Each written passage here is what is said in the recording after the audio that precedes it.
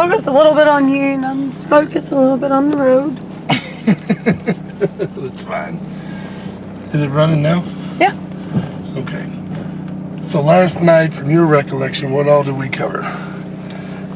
Well, we covered over how Ray feels in regards to he feels like he's going to go to hell for things that he did in Vietnam as a soldier, the things that he had to do in war. As a soldier, yeah. But now he did make the statement that you said you wanted to get on note where he believes that God has a structure for everything. Right. That's a good point that I didn't get covered yesterday. I'd like to cover today.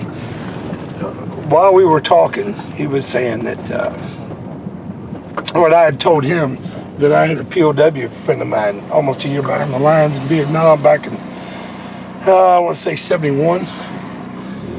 And he finally got out. And Gary, like other Marines and Army people at the time that were on combat lines, often felt guilty of why me, why did I survive and not my buddy? You know, so they couldn't come to terms with that. And Ray's take on the suicide version or the suicide issue of veterans coming back was that A, we're losing 22 soldiers a day to suicide, and B, his take on why that's happening is because these men are coming back with that trouble of PTSD, why me, not him, and committing suicide because they don't want to A, do something bad to the people they care about based on their experiences in the battle, nor do they want the people that they care about to have to struggle with the dramas and tensions and pressures and the overall what they perceive to be a bad life and burden to the ones they love. So in order to avoid all that, they just, take the suicide road, put the gun to their head, whatever it is they do. I don't have an argument with that. I actually think that's probably pretty damn valid.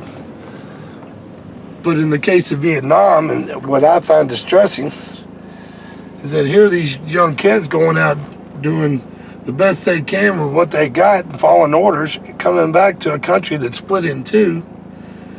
In 1969, 52% of the population thought that the Vietnam War was wrong, and only 40%, or 52% of everybody in the U.S. knew somebody that had been killed in Vietnam. 40% actually supported the war in Vietnam, which means 60% either had no opinion or did not.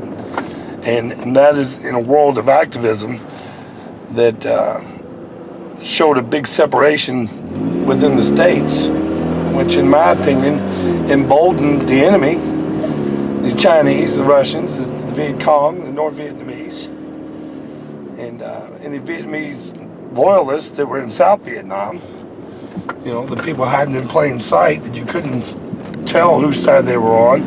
Some of them were forced to be on the North Vietnamese side. They lived in a small village, and if they acted indifferent or against the North Vietnamese, they run the risk of having their families killed. So when they took over a village and started hiding guns and ammo and supplies and all that kind of shit, even though these people were South Vietnamese friendly, they were forced to be North Vietnamese friendly. All this shit all added up to one big ugly fucking picture for a bunch of kids that were just trying to do their job to come home to be spat on. Makes no sense to me whatsoever.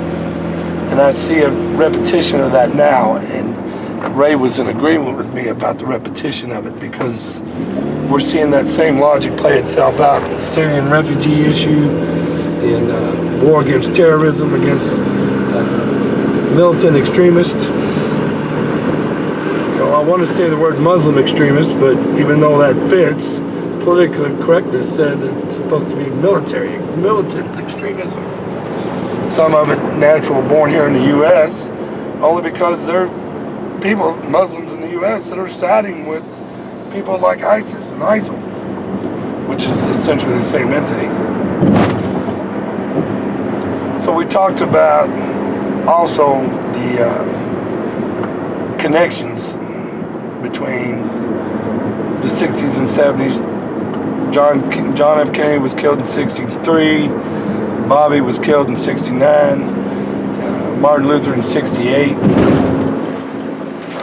You had the rise of the Black Panther units and Bill Ayers and the Weatherman Underground that literally went out and was bombing U.S. sites here in the U.S. There were fights in Oregon State and Stanford University, home of the Stanford Prison Experiment. But the big one in 1970 was the Kent State shootings. Time magazine had put out a 12-page document or essay in their magazine, and they were referring to Hamburger Hill. But when the people received it here in the U.S., they took it as all of Vietnam was that. And they'd mentioned that something like 230 some odd soldiers were killed in 1 week in Vietnam. And they thought all of those people were killed at Hamburger Hill, which was not true. But again, it's a scenario where the media doesn't do their job and the citizenry aren't doing their job. The citizens are responsible for understanding all of this. And it's the media's job to report it in such a way that they can understand all this. When you get biases, whether intentional or unintentional in the media, then you're going to force biases down the throats of the unwitting citizen whose hearts lend themselves one direction or the other. So me and Ray talked about that in great length. And he was under the impression that, he thought God had a plan insofar as, the world and how he saw the world. God intended, people are going to die, animals die, trees die, they all come back again. It's just this natural rotation. And he was, I think, in a way explaining how he had come to terms, or one of the pathways he'd used to come to terms with his actions in Vietnam. He is a trained killer, and he's a military strategist. He's a warrior class. On the same token, the man I see before me now in his 80s, very humble, very contrite, very giving,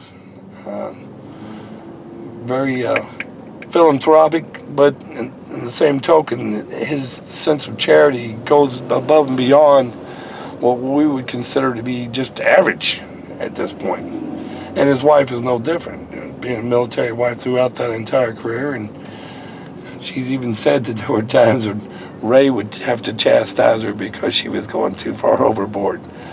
She was doling up more than she was taking in. But anyway, Ryan had told me that Ray had said a week earlier that he broke down in tears, saying that he was going to hell. So here he's 86 years of age, 40 years after Vietnam, and he's still trying to come to terms with his actions as a military soldier. I'm not going to sit here and profess that all that he did was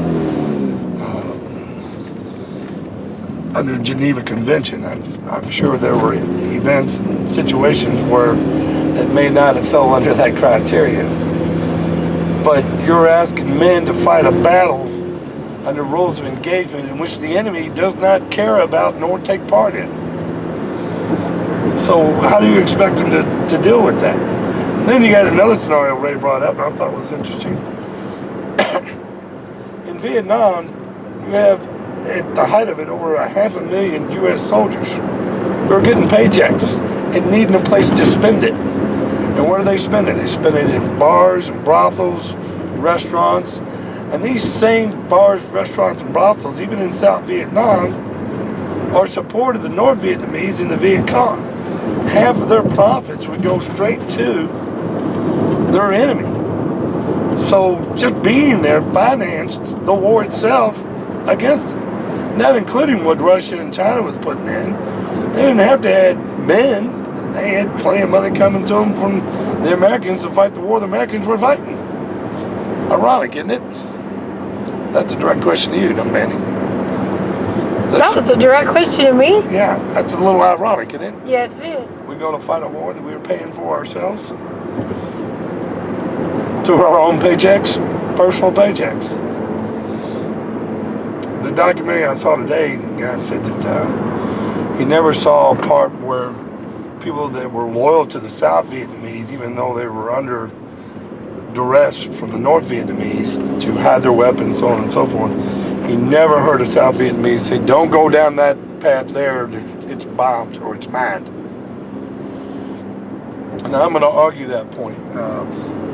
My second wife's father was a Big Red 1 Vietnam veteran, and he was a frontline battle-hardened guy, and him and some buddies of his had gone to a South Vietnamese restaurant, and the restaurant had a bar, and they get there, and there's some Vietnamese regulars in plain clothes they come to discover later on, but they were drinking with them all day long, 4, 5, 6 hours, had a good time, had a ball with them, right? And these Vietnamese told them when they got done drinking and they were going to head back to base, they literally told them, "Hey, you go out that way. You go out the back. It'd be easier on you. You go out the back." And so, when his men left, that's what they did. And the following day, some other soldiers had done the same thing as him and gone to the same place and was drinking and all that. When they went out the front, they were shot. So, I don't know how to put that in context of war, but it does, I think, express a large variance of things that can and do happen in war-torn areas. So that's the point I'm trying to bring out. That's the point I want to capture. Positive.